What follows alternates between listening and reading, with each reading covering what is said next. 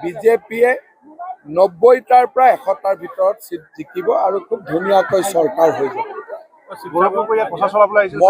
মই তেনেকে সিট হিচাপত গন্তি কৰা নাই, কিন্তু 90টাৰ পৰা 100টা পাবৰ কাৰণেতো সব সিট জিকিবই লাগিব। মইতো নিজে গৈছো, খুব ধুনীয়া পৰিৱেশ, আৰু খোৱাঙতো চক্ৰ গগৈ 20-25-30 হাজাৰ ভিতৰত জিকিব। এক সাইড ইলেকশ্যন।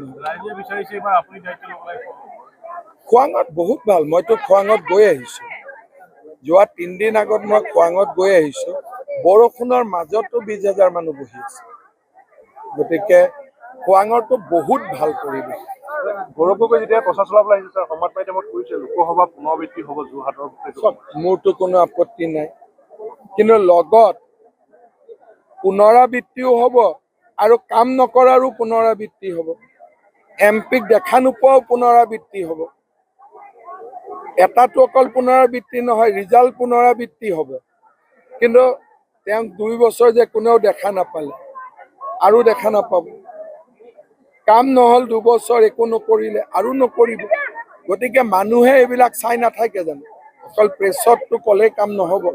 মানুহেতো দেখা পাই থাকে যে তেখেত এমপি হোৱাৰ পিছত যোৰহাট সমষ্টিৰ মানুহৰ লগত কিমান সম্পৰ্ক ৰাখে। এটা মাইকত দাবী কৰি থাকিলেতো কথাটো নহয়।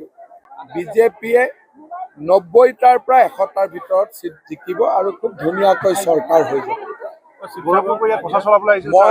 মই তেনেকে সিট হিচাপত গন্তি কৰা নাই, কিন্তু 90টাৰ পৰা 100টা পাবৰ কাৰণেতো সব সিট জিকিবই লাগিব। মইতো নিজে গৈছো, খুব ধুনীয়া পৰিৱেশ, আৰু খোৱাঙতো চক্ৰ গগৈ 20-25-30 হাজাৰ ভিতৰত জিকিব। এক সাইড ইলেকশ্যন।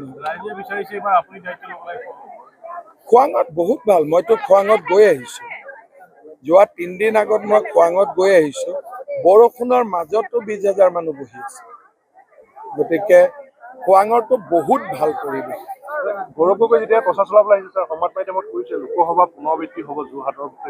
মোৰতো কোনো আপত্তি নাই, কিন্তু লগত পুনৰাবৃত্তিও হ'ব আৰু কাম নকৰাৰো পুনৰাবৃত্তি হ'ব।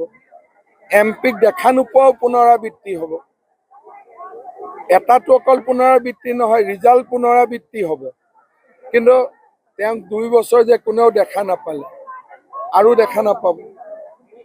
কাম নহ'ল 2 বছৰ, একো নকৰিলে, আৰু নকৰিব। গতিকে মানুহে এইবিলাক চাই নাথাকে জানো? অকল প্ৰেছতটো ক'লে কাম নহ'ব। মানুহেতো দেখা পাই থাকে যে তেখেত এমপি হোৱাৰ পিছত যোৰহাট সমষ্টিৰ মানুহৰ লগত কিমান সম্পৰ্ক ৰাখে। এটা মাইকত দাবী কৰি থাকিলেতো কথাটো নহয়।